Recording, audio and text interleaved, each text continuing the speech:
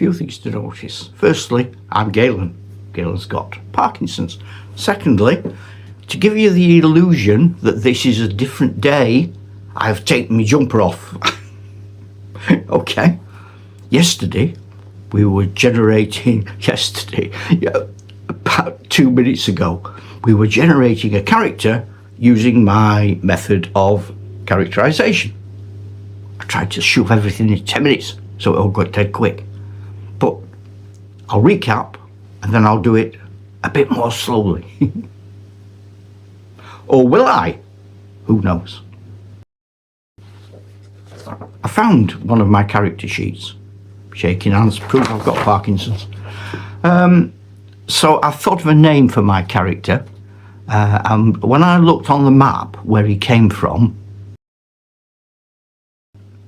these have always been called the Marchers, and this area has never been equated with anything much. It's just been a name on a map. But I am now going to say that Feilar, his father, is warden of those hollows, the Grey Hollows, which in my head, it equates to being a human baron. So now I've got his name and I know where he lives. It's also close to where the roleplay is going to go, because I already know that in my little bonds.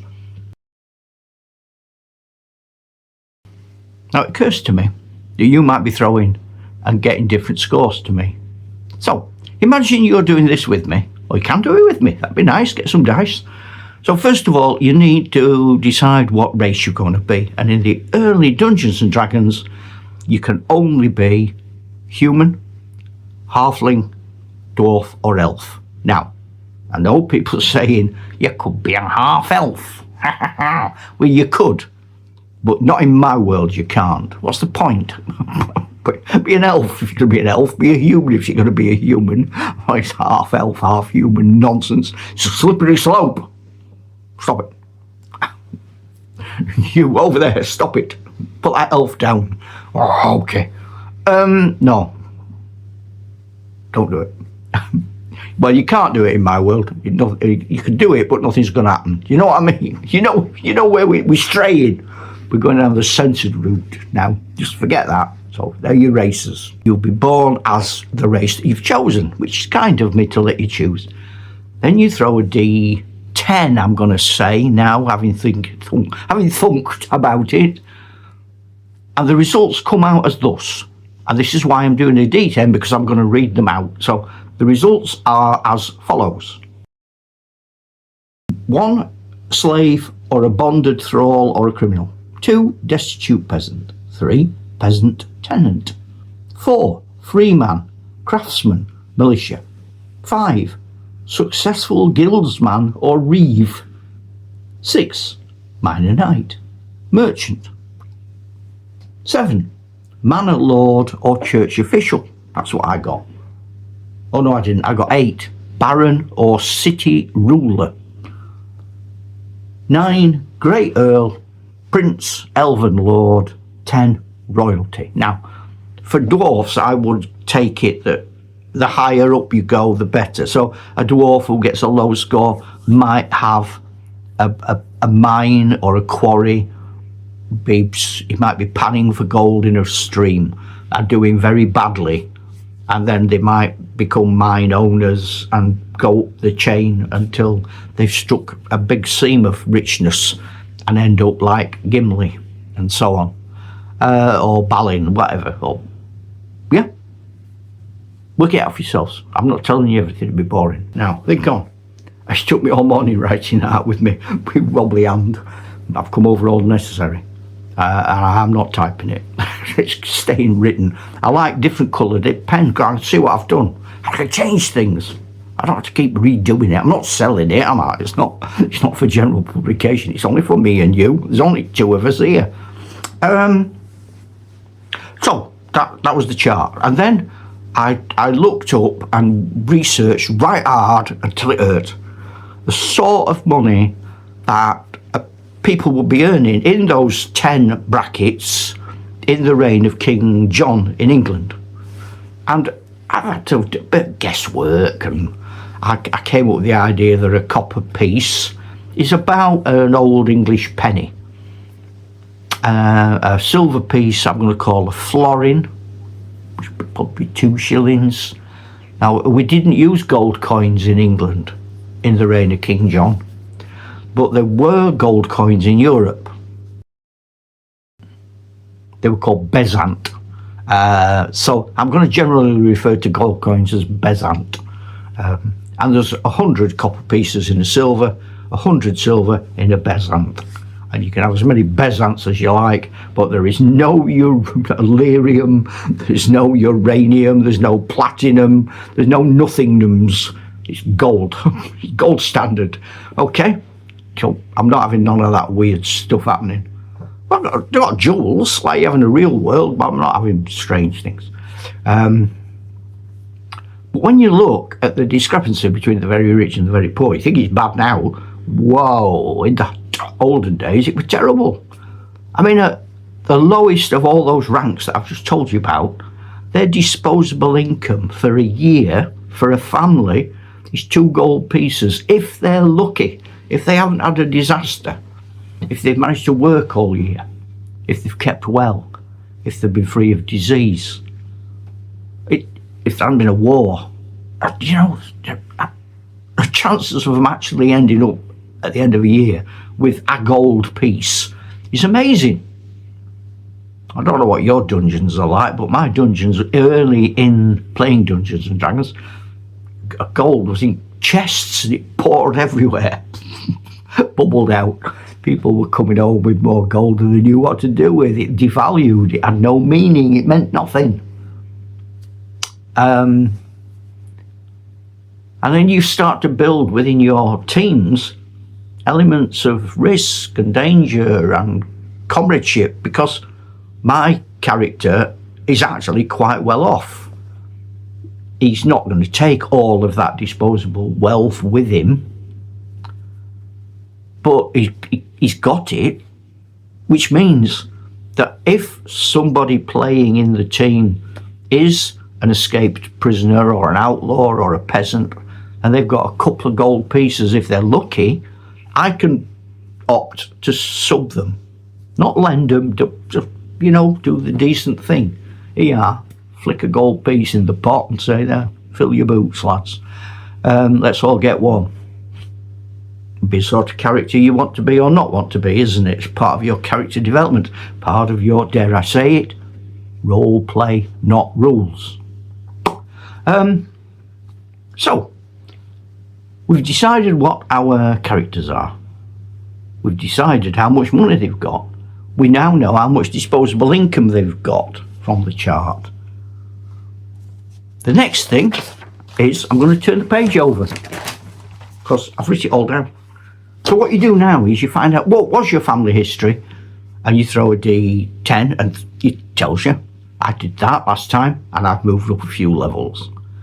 And again, it's the same chart.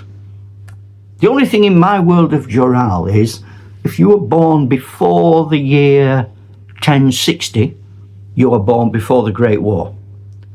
So you would know all about the Great War. You might even have fought in it. If you're born before, I think it's 913, that was the equivalent of the Norman conquest. And if you're born before 50, before the Common Era, that's the equivalent of the Roman conquest when the Ostar arrived. 7,000 years ago, the elves arrived. And before that, there were just dwarfs and goblins and bits and bobs, which we don't talk about because it was too long ago. Nobody cares.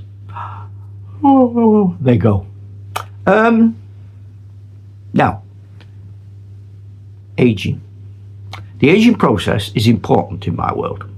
So you start off at the least you can be is a young person, an adolescent.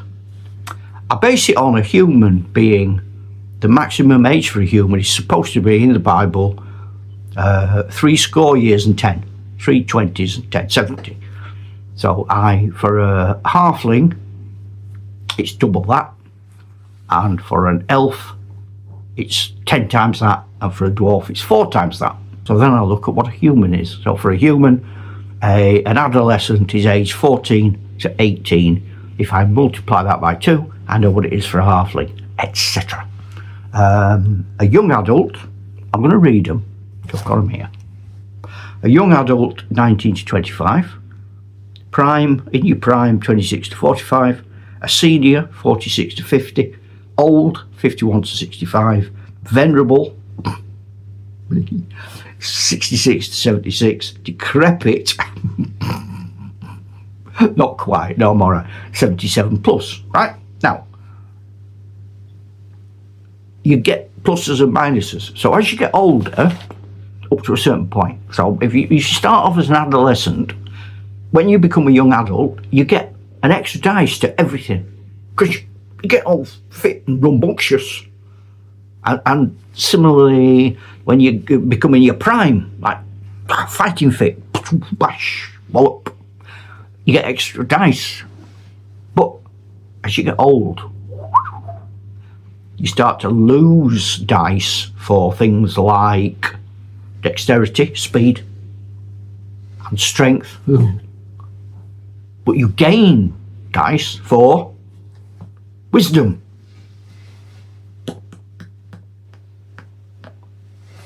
intelligence.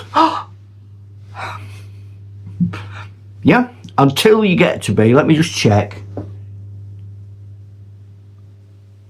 Yeah, once you get past your expected time of life, so when my character gets to 70, that's me now. According to the Bible, I'm dead. So what I have to do is I throw a percentage dice, and I have to get my age or less. So I'm 70.